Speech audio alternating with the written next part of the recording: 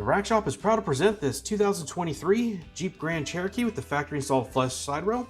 Actually, this fit will work on the L model as well.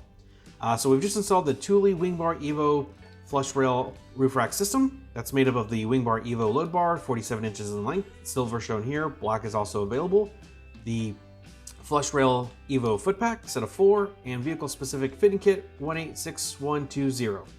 So if you notice, there's a little bit of a space between the rubber base pad and the flush rail.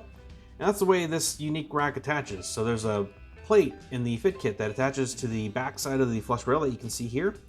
And that creates a little base plate that allows the flush rail and the rest of the fit kit to clamp to. So a good strong system, 165 pound evenly distributed carrying capacity, and suitable for a wide variety of different attachments and gear types. So for more details, pricing, availability, and purchasing this complete bundle, click on the link in the description below, which will take you back to our website. This has been just a quick walk around. So that's it for this one. But like always, thanks for watching.